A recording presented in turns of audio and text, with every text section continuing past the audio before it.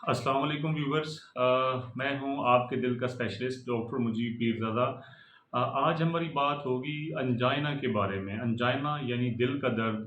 इसको थोड़ा-सा हम जो है ना इसकी तफ़सील के ऊपर बात करेंगे कि बुनियादी तौर पे जो समझाने का मकसद है वो ये है कि हम टिपिकल और एटिपिकल जो कॉन्सेप्ट है मतलब ख़ुसूसी दिल का दर्द और इससे हट के जो है ना वो दूसरा जो छाती का दर्द है। मतलब हम अगर छाती के दर्द की बात करें तो उसमें जो है वो एक तो जो दिल की वजह से होता है उसको अंजाइना कहते हैं और वो कौन-सा दर्द होगा जिसको हम कहेंगे कि ये दिल की वजह से नहीं हो रहा है, इसकी कोई और कॉज़ हो सकती है।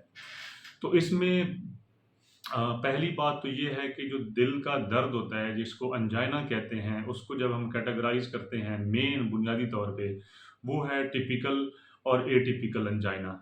टिपिकल अंजाइना कौन-सा होगा? वो इस तरह का होगा कि ये सबस्टर्नल यहाँ पे सेंट्रल कह लें आप, सबस्टर्नल कह लें, ये जो आपकी मेन ये वाली जो समझ लें कि ये हड्डी है, बोन है, स्टर्नम इसे कहते हैं। इसके पीछे जो है ना वो डिस्कम्फर्ट सी फ़ील होती है इंसान को और उसके बाद पहला करैक्टर ये होता है और दूसरा इसमें ये होता है कि वो जो है ना वो प्रोवोक्ड होती है, वो बढ़ती है जब कोई स्ट्रेस हो।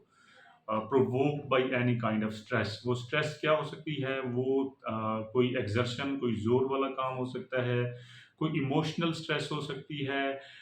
किसी भी तरह से आप समझ लें कि उसको जो है ना वो स्ट्रेस हो रही है। तो उसकी वजह से जो है वो प्रोवोक्ड हो रहा है, वो जो सबस्टर्नल जो है यहाँ पे डिस्कम्फर्ट है वो ज़्यादा हो रही है। और दूसरा ये कि वो रिलीव्ड हो जाती है बाय रेस्ट या सबलिंगुअल नाइट्रोग्लिसरीन से। जैसे ही वो स्ट्रेस उससे आउट होता है बंदा, वो स्ट्रेस उसकी ख़त्म होती है, तो उससे जो है वो वाली जो डिस्कम्फ़र्ट है वो ख़त्म हो जाती है या ब समझे वो रेस्ट में जब आता है या उसके बाद जो है वो अगर ज़ुबान के नीचे वो जो नाइट्रोग्लिसरीन वाली गोली है एंटीसाइड अगर वो रखें, तो उससे जो है वो उसको सुकून मिलता है, वो बेहतर हो जाता है। ये अगर 3 कैरेक्टर्स ये वाले जो हैं substernal discomfort provoked by stress relieved by rest और sublingual nitroglycerin। ये 3 अगर कैरेक्टर्स पॉजिटिव हैं तो समझ लें कि ये टिपिकल चेस्ट पेन है, इसे हम कहते हैं कार्डियक पेन या इसे कह लें आप टिपिकल अंजाइना। ये 3 चीज़ें अगर उसमें मिल रही हैं। एटिपिकल चेस्ट पेन कौन-सा होगा या एटिपिकल अंजाइना क्या होगा? इसमें से अगर इन 2 कैरेक्टर्स में से इन 3 कैरेक्टर्स में से कोई से भी 2 पॉज़िटिव हों तो वो एटिपिकल है। इसको एटिपिकल भी कह सकते हैं और इसको अंजाइना इक्विवेलेंट भी कह सकते हैं। इसकी जो दूसरी फ़ॉर्म्स हैं वो समझ लें कि वो फीमेल्स के अंदर ख़ास तौर पे ये जो है ना एटिपिकल प्रेज़ेंटेशन होती है और मेल्स के अंदर जो है वो टिपिकल प्रेज़ेंटेशन ज़्यादा होती है।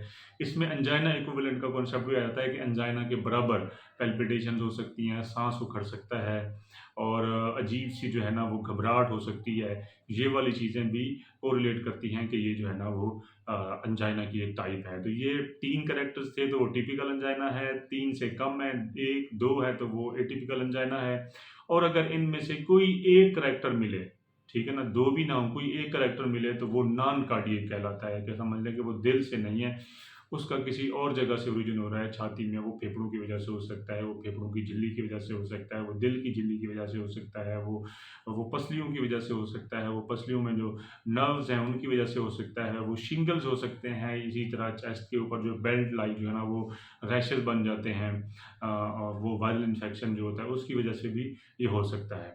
उसके बाद एक टर्म यूज़ की जाती है जिसको डिक्यूबिटस एंजाइना कहते हैं।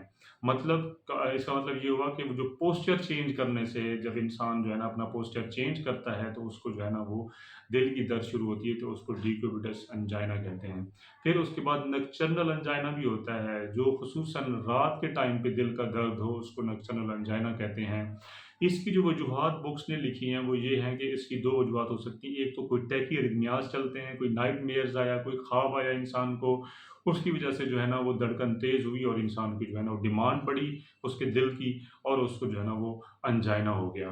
तो ये जो कैरेक्टर्स हैं अंजाइना के इसके ऊपर जो है वो हम जब पेशेंट की हिस्ट्री ले रहे होते हैं और उसको हम असेस कर रहे होते हैं, ऑब्ज़र्व कर रहे होते हैं और उसकी जो है ना मुख्तलिफ़ चीज़ों के हम उसकी हिस्ट्री के बाद और उसके एग्ज़ामिनेशन के बाद और उसके बाद जब हम कोई लैब्स टेस्ट करवा रहे होते हैं, तो बुनियादी तौर पे हम इन चीज़ों को हमारे माइंड में ये चीज़ें चल रही होती हैं और इससे जो है ना हमने ये निकालना होता है कि ये हमारा कार्डियक ओरिजिन वाला दर्द है कि नहीं है, ताकि हम इस पेशेंट की जो है ना वो खुदा ना ख़ास्ता कार्डियक जो इन्वॉल्वमेंट है उसको पहले रूल आउट कर लें, क्योंकि ये ख़तरनाक चीज़ है। ये अगर चीज़ें क्लियर हो जाती हैं तो मरीज़ सेफ़ होता है। अगर उसमें उसकी ट्रीटमेंट में थोड़ा-सा डिले भी हो जाए, उसको हम घर भी भेज सकते हैं, तो कोई ख़तरे वाली बात नहीं होती। तो मैं उम्मीद करता हूँ कि ये वीडियो आपके लिए बड़ी मालूमाती होगी। आप अपना ख़्याल रखें, अपने करीबी लोगों का ख़्याल रखें। सबसे पहले सेहत। अस्सलामु अलैकुम।